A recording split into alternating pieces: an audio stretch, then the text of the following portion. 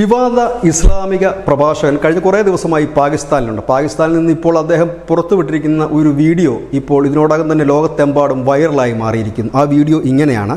സക്കീർ നായിക്ക് പാക് സന്ദർശന വേളയിൽ അദ്ദേഹത്തിൻ്റെ ലഗേജ് കൊണ്ടുവരുവാനായിട്ട് പാക് ഇൻ്റർനാഷണൽ എയർലൈൻസിൽ കയറി.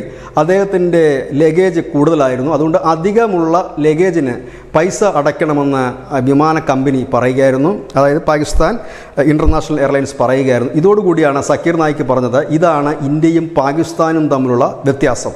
കാരണം ഞാൻ ഇന്ത്യയിലായിരുന്നെങ്കിൽ അവിടെ അമുസ്ലിങ്ങളായ ഓഫീസർമാരാണ്, ഹിന്ദു ഓഫീസർമാരാണ്, അവർ തന്നെ സൗജന്യമായി തൻ്റെ ലഗേജ് കൊണ്ടുപോകാൻ അനുവദിക്കുമായിരുന്നു. അവിടുത്തെ അമുസ്ലിങ്ങളായ ഓഫീസർമാർ പോലും തന്നോട് സ്നേഹവും ബഹുമാനവും കാട്ടിയിട്ടുണ്ട്. പക്ഷേ ഈ പാകിസ്ഥാനിലെത്തിയപ്പോൾ തനിക്കതിന് ചാർജ് ഈടാക്കുന്നു എന്നാണ് പറഞ്ഞുകൊണ്ടാണ് ആ വീഡിയോ അവസാനിക്കുന്നത്. അതായത് ഇന്ത്യയുടെ ഗുണം ഇല്ലെങ്കിൽ ഇന്ത്യക്കാരുടെ മനസ്സ് ഈ സക്കീർ നായിക്ക് ഏതായാലും തുറന്നത്, ഇല്ലെങ്കിൽ ആ മനസ്സ് കണ്ടത് പാകിസ്ഥാൻ്റെ മണ്ണിലായതിലും വളരെയധികം സന്തോഷം. കാരണം പാകിസ്ഥാനിൽ പോയി കുത്തിത്തിരിപ്പുണ്ടാക്കി കുറച്ച് തീവ്രവാദികളെ സൃഷ്ടിക്കാനായി മതപ്രഭാഷണ പരമ്പരകൾക്കായിട്ടാണ് സക്കീർ നായിക്ക് അവിടെ എത്തിയത്. ഏതായാലും 50% കിഴിവ് കൊടുക്കാമെന്ന് ഈ വീഡിയോ വൈറലായതിന് പിന്നാലെ പാകിസ്ഥാൻ ഇൻ്റർനാഷണൽ എയർലൈൻസ് അറിയിച്ചു. പക്ഷേ 50% ഇളവ് തനിക്ക് വേണ്ട എന്നും, ഇളവ് തരികയാണെങ്കിൽ 100% ഇളവ് നൽകണമെന്നുമാണ് പറഞ്ഞത്. ഏതായാലും ഇന്ത്യക്കാരുടെ മനസ്സ് കണ്ട ഇന്ത്യക്കാരനായ നായിക്കിന് ഇപ്പോഴെങ്കിലും അതിൽ വെളിച്ചം വീണതിൽ വലിയ സന്തോഷം ഇന്ത്യക്കാരും പ്രകടിപ്പിക്കുന്നു. News desk news India Malayalam.